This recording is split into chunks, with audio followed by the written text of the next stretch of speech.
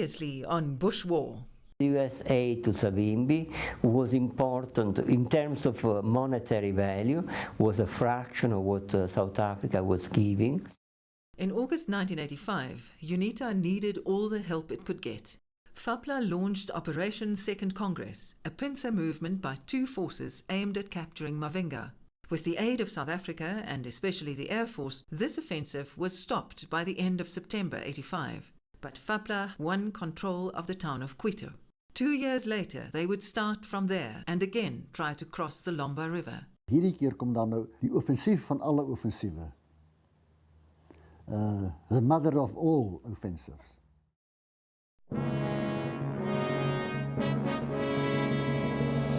The military, the apartheid army, was the last line of defense internally and the first line of attack outside the country. The End Conscription campaign was founded at the end of 1983. In the same year, the penalty for refusing to serve was increased from 2 to 6 years in jail. The battle for loyalty was fierce. Treffende woorde en emosionele stellings wat twyfel saai. Is dit reg? Is ek reg? Waarom diensplig? Waarom oorlog? Jy mag nie doodslaan nie. In the mid-80s, 15,000 conscripts were called up every January and every July. En dan moet ek sê, die hoof propaganda item wat ons gebruik het, was die gevaar van kommunisme. En kommunisme het wat dit betref ook in ons hande gespeel. Want hulle het 'n geskiedenis van 'n verskriklike goed wat hulle aangevang het. Dit het oor die wêreld gekom, in die koerante, die media het dit vir ons aangedra. So dit was vir ons maklik geweest om dit te gebruik. Dis waarom die ouers, dink ek tot 'n groot mate gelukkig was dat hulle kinders gaan veg. En as die ma gelukkig is dat haar kind sy lewe in gevaar stel vir die land, dan het dit gewerk. Baie dankie vir die opofferinge wat julle bereid is om te bring. Dankie vir die opofferinge wat julle ouers bereid is om in belang van ons land te bring. In 1984, the domestic situation changed suddenly and dramatically. A tricameral parliament was established in August for representatives of white, coloured and Indian South Africans. Prime Minister P.W. Botha's inauguration as president was attended by only one foreign leader, Jonas Savimbi. Black South Africans were excluded from this new dispensation. The reaction was violent unrest, which erupted in the townships on the 3rd of September. Toe begin die onluste binne Suid-Afrika ook kop uitsteek. En dit het baie moeiliker geraak, want nou veg jy nie meer teen die vyand wat in Angola sit nie. Nou veg jy teen die vyand wat in Suid-Afrika is. Ons het nie regtig ander raad gehad nie, die polisie moes keer, hulle was te min geweest. From October 1984, conscripts were deployed inside the country to help quell the unrest. All of a sudden, the townships were a second front. I think for many young conscripts of a liberal persuasion, troops in the townships was a real radical shock to the system. The idea of a border war, something we'd grown up with and kind of become accustomed to. You know, there were communists up there, and Cubans, and SWAPO was a communist organization, we'd been led to believe. But when troops went into the townships, who was in the townships? The people we saw in the streets around us, and our servants. We knew them. We knew them personally. We knew them intimately. They changed our nappies and cooked our food. And these are the people we were going to be pointing our guns at. 1985 was a crucial year. During the Kabwe conference, the ANC appealed to citizens to make South Africa ungovernable. In July, the government declared a state of emergency. The country was in flames. As jy nou elke môre by jou kantoor kom, en daar lê op jou lesenaar nou bladsye en bladsye verslae van onluste wat nou verlede nag landwyd plaasgevind het. Plekke wat afgebrand is, huise wat gebrand het, karbomme wat afgegaan het. Ja, jy weet, handgranate wat ontplof het, 'n hele reeks goed. Dan het ek gevind dat raak jy is so geslaan dat jy later dink, wat maak ons nou? Ons glo, dit is die basis waarop ons gewerk het, dat hulle word misbruik deur die kommuniste.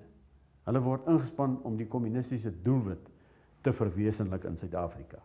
Maar dit het onmeetbaar moeiliker geword vir ons met die politiek en ook vir die troepies self om binnelands op te tree. Want dit is mede Suid-Afrikaners. Wel, toe ons hier aankom het ons gedink die gesindheid was eintlik baie sleg, want die kinders het weggehardloop.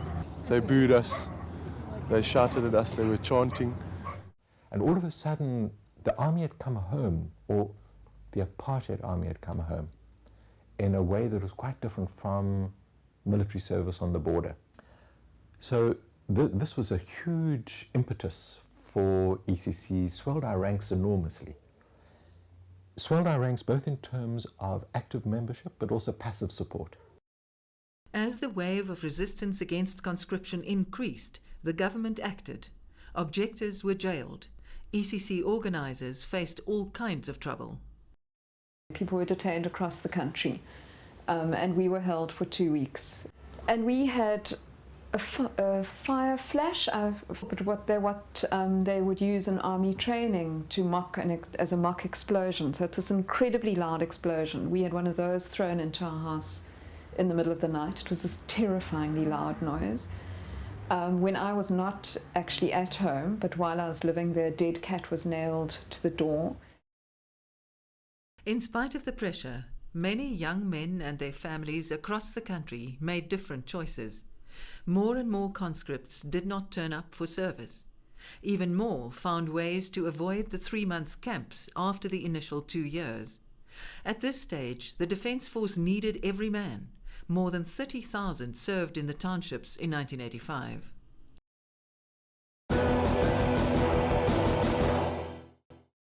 With so much pressure on the government, the country and the world expected P.W. Botha to break the old patterns at the NP Congress in Durban in August 85, signalling renewal and reconciliation. The opposite happened. What would become known as the Rubicon speech was obdurate and defiant. The value of the rand fell overnight by 35%. International banks withdrew investments. That while the cost of the Bush War was increasing every month. The two Bothas, Pik and PW, visited Jonas Savimbi during this period. Ons het vir hom 'n klompie goue munte as geskenk aangebied wat op die vlerk van die Dakota vliegtuig uitgepak was hier langs die see.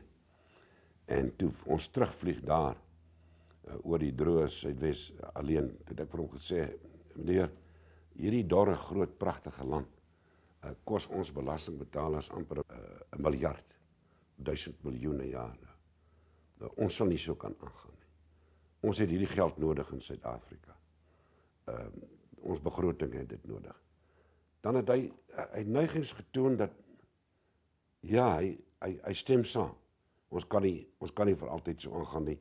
Hierdie land gaan ons leegsuig en die oorloë gaan ons leegsuig. Maar dan 'n week of 2 later moontlik mense hom gesien, gespreek, dan die standpunt weer verander dat die Kubane moet gekeer word. Die Russe moet gekeer word. Te alle koste, en kos dit wat. In Angola, the pressure was also building. In the years immediately after Operation Savannah, the MPLA government in Luanda regarded UNITA simply as a terrorist organization. That gave Jonas Savimbi the opportunity to entrench himself in the southeastern part of the country. Supported by the SADF, UNITA established headquarters at Jamba. In 1980, they took Mavinga and started using that as a forward logistical base. Their military capacity was strengthened as well. Their stronger presence, however, also meant that the MPLA and FAPLA could identify a clear target. From March 1981, FAPLA launched an offensive against Mavinga and Jamba every year. In September 85, the Angolan forces once again advanced on these two towns. It was a risky move. What you're doing really is attacking UNITA, plus you're moving in a direction where, when you approach Mavinga, the South African have air superiority and can intervene with their force. With the help of the South African Air Force, the attack was averted. Well, in 1985, the South Africans obviously decided all they were going to do was to save Mavinga. So they attacked FAPLA units which had approached, and some crossed, the Lomba River, which is about, I think, 20 kilometers from Mavinga and 30 kilometers. But they didn't pursue them when they withdrew. This victory would prove to be temporary. The same pattern would repeat itself 2 years later. But in those 2 years, the international backdrop against which the war was playing itself out would change dramatically.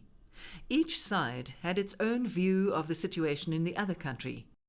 Here's a voice from Moscow about South Africa. So there was a growing resistance within the country, growing disappointment among the whites, at least a good part of the whites, you see, why we should die there while the house is also on fire, or at least threatened to be on fire.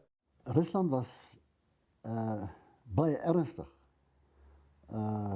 bezig om te val ekonomies en finansiëel. Dit het ook nie baie lank daarna nie. In 1989 het die Berlynse muur geval en het die Sowjetunie finansiëel in mekaar gestort. Cuba het ernstige finansiële probleme ook gehad, maar nie die ernstige finansiële probleme nie. Hulle het ernstige tuisprobleme gehad by die huis. During this time, Presidents Ronald Reagan and Mikhail Gorbachev met in Reykjavik, Iceland, for a historical summit on the arms race. Many called the meeting a failure, but it caused warning lights to flash for the SWAPO leadership. I think all of us realized that somewhere, somehow, there was something wrong in the Soviet Union, and that the Soviet Union may break up.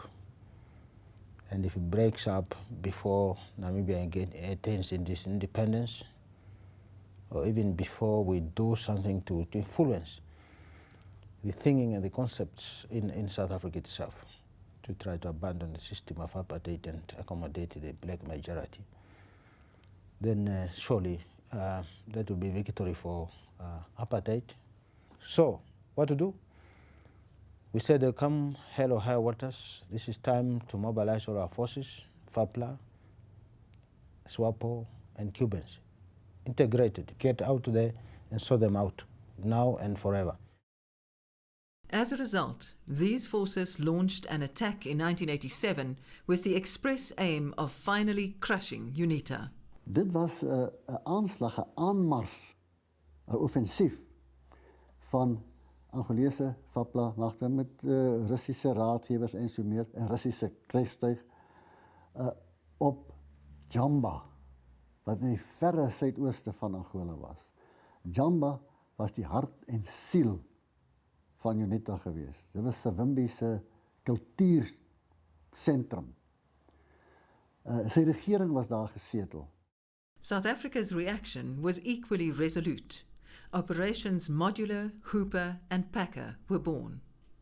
In 1987, a decision is made after they have dealt them a heavy blow at the Lomba River to pursue the FAPLA as they withdraw towards Cuito-Cuanavale.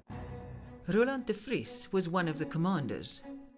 Die koalisiemag van die Cubana en FAPLA het 'n baie sterk oormag gehad. Hulle wou Mavinga verower, hulle wil Jamba verower en hulle was besig met 'n offensief.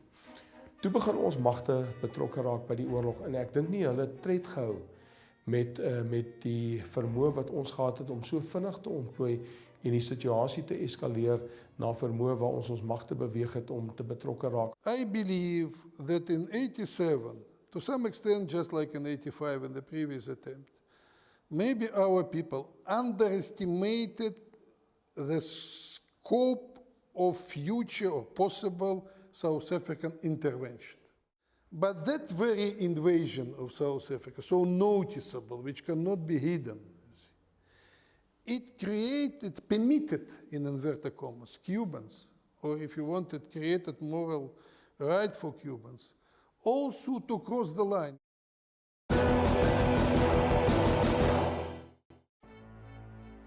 The story of Quito, the mother of all offensives, really starts in August 1987. As in 85, 4 FAPLA brigades moved from Quito in the direction of Mavinga. A brigade consisted of about 1,900 men, usually divided into motorized infantry, 10 tank teams, and an artillery unit. The planned route ran southeast to Kunjamba and then south across the Lomba. The 47th would break away, cross the Lomba first, and secure the southern bank to ensure a safe crossing for the main force. The 16th and the 21st would guard the flanks of the main force between Konjamba and the Lomba River against expected attacks by the SADF and UNITA. Mechanized troops from the SADF's 6-1 Mech were deployed to intercept the 47th Brigade. That would become Operation Modular, planned in close cooperation with UNITA. 3 van ons is die nag met die helikopter redelik diep ingevlieg na Mavinga, waar ons toe geland het die nag, middel van die nag. En Savimbi het ons kom haal met een van sy splinternuwe Kaspers. Ons is toe iewers daar in die bos en ek weet tot vandag toe nog nie waar dit was nie, maar ons het daar op 'n stelling afgekom, 'n baie oorwoë stelling, en ons is daar onder die grond in een van sy beplanningslokale in baie netjies. En Savimbi het daar gesit met sy kaart agter hom, baie karismaties, en ons het toe 'n baie omvattende operasie beplan waar sy guerrillamagte misleidingsoperasie sou voer en ook in die agtergebiede van die vyand sou optree om vir ons 'n mate van inisiatief en handelingsvryheid te bewerkstellig op die stadium wat 4 saai die aanval sou uitvoer. Jonas Savimbi was quite clear about the aim of the war. To get Angola back to the Angolans, to get back the Cubans to Cuba, and to get the Russians back to the Soviet Union. All parties had practical problems in the field. Kyk, ons het 'n akroniem gehad, 'n naam daarvoor. Ons het gesê, no plan survives first contact. Jy kan jou beplanning doen, jy kan jou inoefening doen, alles. En jy baseer dit op wat jy weet van die vyand, wat jy weet van die terrein en alles. Maar wanneer jy in werklike geveg ingaan, dan verander die omstandigheid. Onmiddellik as jy daar kom, die skote skiet van verskillende plekke af, daar's ander soorte wapentuig wat jy nie verwag het nie. The practical difficulties, of course, maintaining the equipment there in the very harsh conditions, especially southeastern part of the country. And when it was not so easy to train the personnel, the local personnel, to the proper level of maintaining this equipment. I think that was the major problem. The quality and quantity of Soviet and Cuban arms in the battle zone was more formidable than ever. Since 1976, we use several types of military aircrafts during several wars in Angola. I mean, civil war and the invasion of South African troops. The first bunch of planes were very old types. I mean MiG-17. They were built in 50s. The second bunch were rather old but comparatively new for this warfare. MiG-21, several subtypes of MiG-21 fighter. Later, MiG-23 appeared, but it happened at the end of 80s. For the first time since the beginning of the war, the South Africans did not control the skies. The range of MiG-23 and MiG-21 was more than the range of South African Mirage 1 and Mirage 3. Die FAPLA magte, die Kubaanse magte het totale lugoormag gehad. Was 'n baie intense, felle operasie. Waar ons lugmag inderwaarheid net in staat was om grondaanvalle te loods met grondaanvalsvliegtuie en ons nie vermoë gehad het om plaaslike lugoormag te bewerkstellig nie.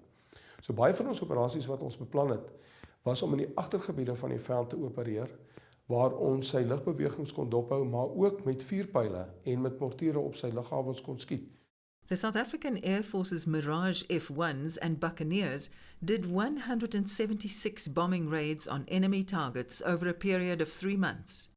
Wide-ranging photographic reconnaissance flights were undertaken regularly by Mirages, and transport planes flew in enormous amounts of supplies under cover of night. The helicopters were constantly doing cassevacs.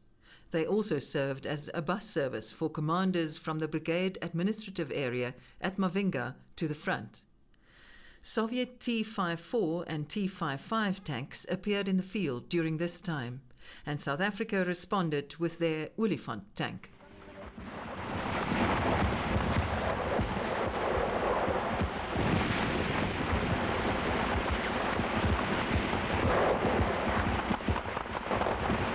In 1987 was daar van die hevigste gevegte. Jy weet, ek dink dit was hier so in September, Augustus, September, Oktober. Die Lomba rivier, hulle wou oor die rivier steek, Mavinga, vat en dan die Jamba vernietig. En die tweede fase sou dan Kute Karnaval wees. En daarvan nou deurdruk na die noordelike grens van Suidwes Oos-Wambeland. Ek is absoluut oortuig dit was 'n vaste strategie aan die kant van die Sowjetunie en Cuba. Vernietig nou eers vir UNITA en Jamba en daarna suidwaarts en gaan speel die Suid-Afrikaners op hulle donder. En nou moet jy weet, dit vind nou plaas in September. Hewig.